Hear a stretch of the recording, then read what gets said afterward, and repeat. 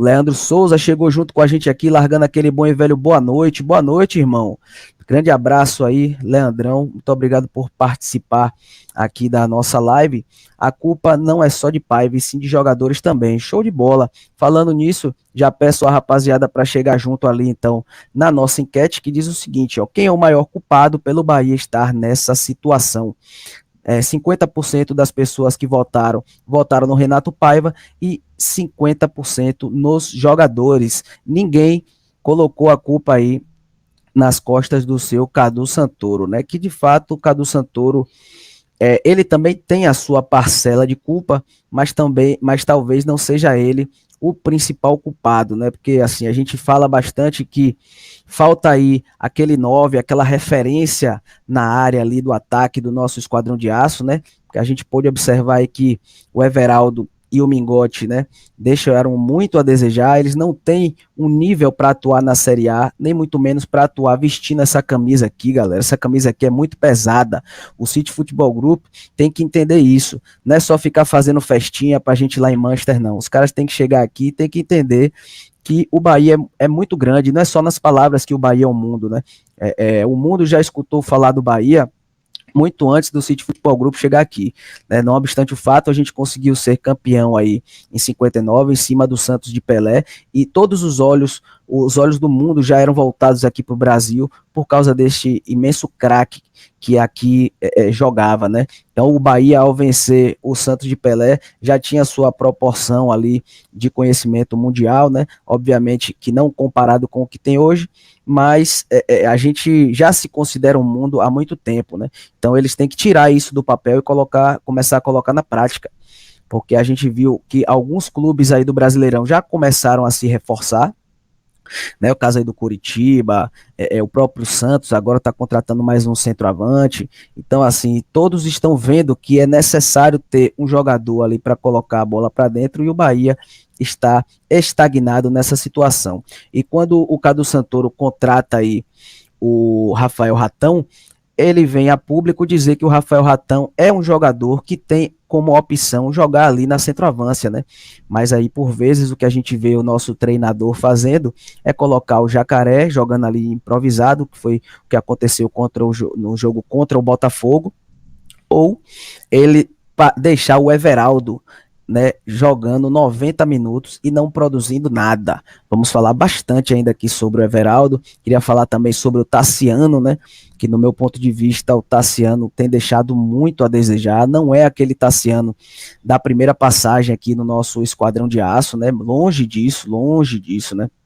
Tassiano, que por muitas vezes a gente não sabe ao certo qual o seu posicionamento dentro de campo, né? Por vezes o Renato Paiva coloca ele para atuar como ponto esquerdo, depois coloca ele enfiado lá no ataque, né? Junto com o Everaldo, outras vezes ele está aqui como terceiro volante, segundo volante. Então a gente olha para Tassiano, não consegue enxergar nele qual a função dele nesse esquema tático de Renato Paiva, né? A não ser um coringa, né, que por vezes tenta atrapalhar a marcação adversária, mas acaba atrapalhando a marcação do seu time, né? Porque toda vez que o Tassiano inventa de se infiltrar na área adversária, acaba criando um buraco no meio de campo, né? E os treinadores adversários já começaram a perceber isso. Foi o que aconteceu, inclusive, no jogo contra o Vasco, o jogo passado. O treinador deles já experiente, rodado, né? Já passou por River Plate e tudo mais. Começou a ver que o time deles, de fato, não jogou nada no primeiro tempo, fez as substituições que tinha que ter feito em tempo hábil, né? Ainda no início do segundo tempo. E aí, o que é que ele fez? Povoou o meio de campo do Bahia, que era justamente aquele buraco que Tassiano por vezes deixava, e eles começaram a dominar o jogo, né, a partir dali, e foi justamente quando eles começaram a crescer em cima do Bahia, né?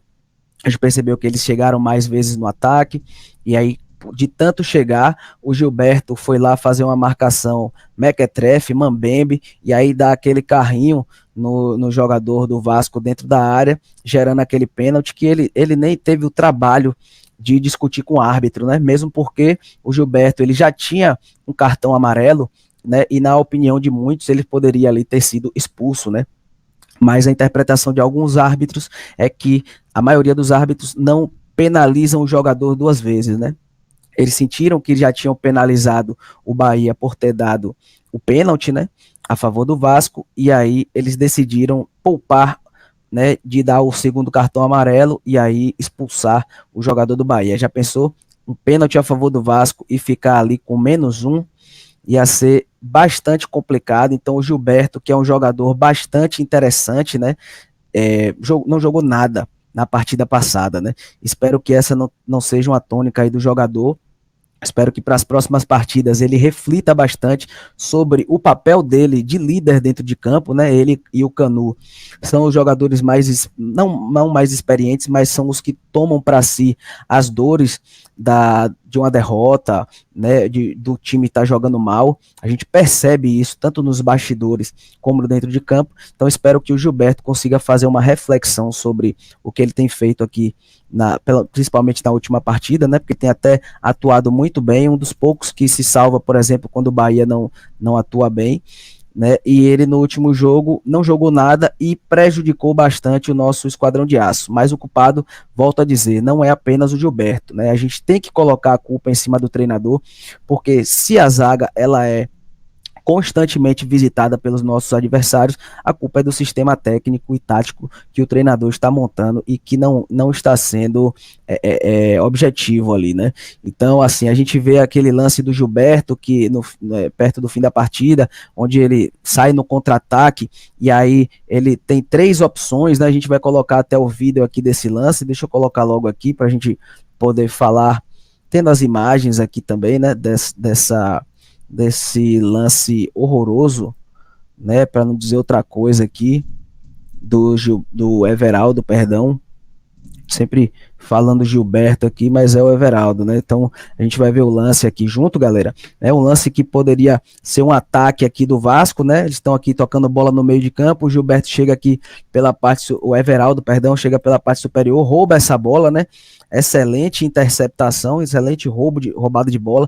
Nesse exato momento aqui, ele tem no mínimo 3 opções, rapaziada.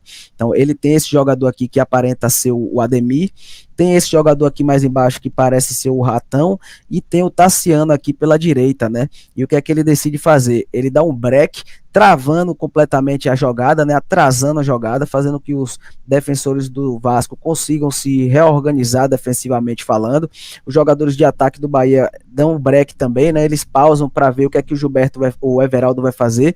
E aí o Everaldo corta para dentro, né, buscando uma opção de passe, porém completamente desgastado, perde a bola e desaba em campo, né? Que lance ridículo, que lance tenebroso, rapaziada. Vou mostrar ele de novo para vocês aí, porque de fato esse para mim foi o lance mais tenebroso da partida. Olha lá, o Everaldo com várias opções e ele escolhe a pior opção possível, que é cortar para dentro, em vez de fazer o passe, segura a bola e acaba atrasando a jogada e perdendo a bola ali, né? E desabando no chão. A gente vai mostrar aqui para vocês também, para a gente poder reagir. Rapaziada, vocês vão chegando aí, vão deixando seus comentários, né? Falando o que vocês acham aí da partida, se acharam da partida, o que vocês têm achado do seu Renato Paiva, participa da enquete aí também, que eu tô hoje sozinho aqui, aí mexendo em tudo aqui, fica um pouco complicado da gente conversar e mostrar ao mesmo tempo, mas vai dar tudo certo. Então vocês deixam os comentários aí, que assim que possível eu vou lendo, né, para a gente poder interagir junto aqui, deixar essa live a mais interativa possível, beleza? Então vamos mostrar de outro ângulo aqui o que aconteceu nesse lance, né? Quando a gente vê que o Everaldo, ele perde essa bola, ó, Tassiano se joga no chão, olha o Tassiano aqui, ó, ele cai, desaba, né? Dando a entender, tipo assim, que porra é essa que você fez, né, velho? O cara desaba mesmo de descontentamento, né? Então, assim, quando chega nesse ponto aí do seu companheiro de equipe, né, desacreditar naquela sua tomada de decisão, é porque de fato as coisas não andam muito bem, né? Então, assim, o Everaldo, a gente culpa muito o Everaldo, porque de fato ele é esse jogador que é a referência no nosso ataque aí, e vale ressaltar também, galera, que ó, esse lance aqui, ó, o Everaldo perde e dá um contra-ataque pro Vasco, né? Então o Vasco pega a bola, olha lá, eles conseguem, eles pegam o time do Bahia completamente desorganizado, tava todo mundo no ataque, ó.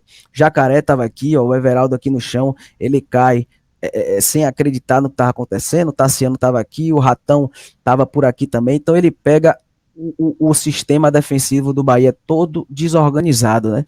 E coincidentemente, nesse lance, o Vasco consegue chegar até o ataque do Bahia, né? Só que eles são interceptados pela zaga. O Jacaré retoma essa bola, faz um contra-ataque, né? De volta pro ataque do Vasco aqui, e é quando o Jacaré tem aquela tomada de decisão bizonha também, né?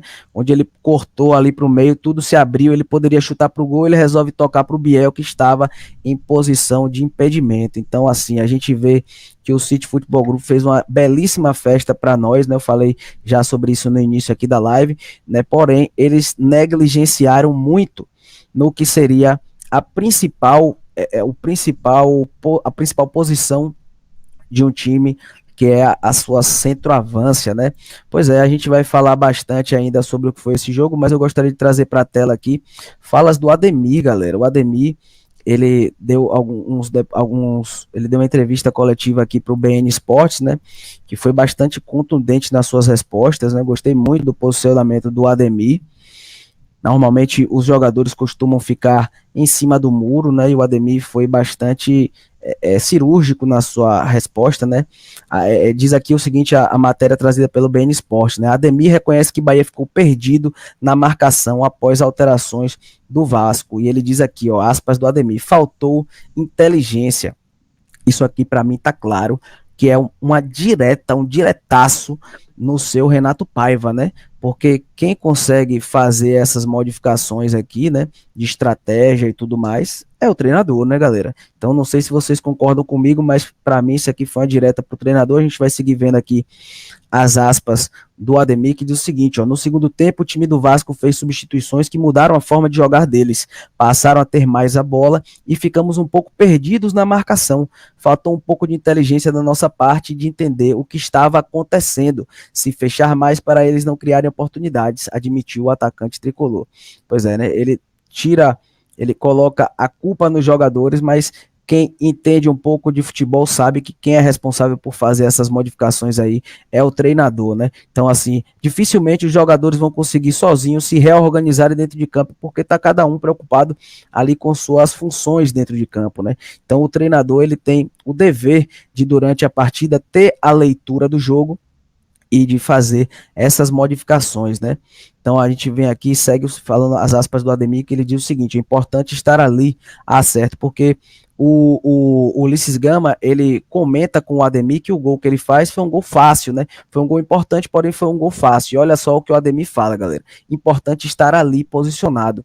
Um gol que traz mais confiança para mim. Estava ansioso para marcar. No último jogo tive uma oportunidade e não fiz. Hoje consegui. Agora de continuar nessa crescente, projetou. Isso aqui para mim, galera, é o mais importante da fala dele, que ele diz o seguinte, é importante estar ali posicionado. E é justamente o que o seu Everaldo não consegue fazer como um atacante, né? Ele falha no princípio básico de um atacante, que é justamente se posicionar bem para receber as bolas. Por vezes a gente vê que o Bahia tenta municiar os atacantes com cruzamentos dentro da área, porém nenhuma bola chega ao Everaldo, justamente porque ele sempre se posiciona atrás dos marcadores. Ele não é aquele atacante que ele consegue se desvencilhar da marcação para se posicionar num local dentro da área ali que é mais fácil de receber essa bola, né? Então, assim, foi muito importante ver esse depoimento aqui do Ademir e que para mim falta bastante ao Everaldo, né, que é justamente a nossa referência do ataque, né.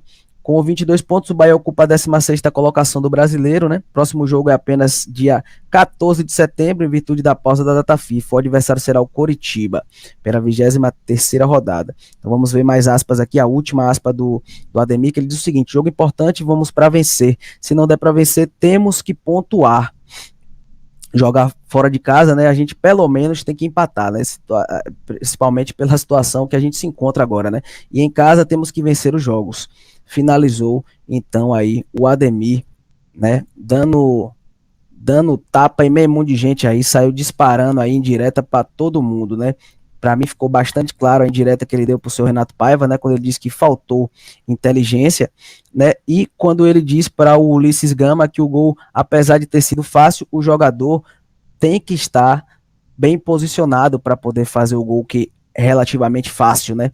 Então, assim, a gente viu que o Everaldo não teve uma possibilidade de gol justamente por não saber se posicionar, né? Vamos ver aqui os comentários de vocês aqui no chat, rapaziada. O Alberto Casais, grande Alberto Casais, sempre presente aqui nas nossas lives, diz o seguinte: boa noite, Leandro, né? Aí ele tá batendo um papo com um outro seguidor nosso aqui, né? Boa noite, Leandro. Nós precisamos parar de culpar o treinador, pois a culpa é de alguns jogadores que não tem empenho. O Alberto, é o seguinte, eu não vejo falta de empenho nos jogadores, sinceramente, cara. Eu vejo que todo mundo corre, todo mundo tenta marcar e tal, só que o meu ponto de vista é que tá todo mundo correndo errado, tá todo mundo marcando errado. E aí, irmão, querendo ou não, é dedo do treinador lá ele, velho.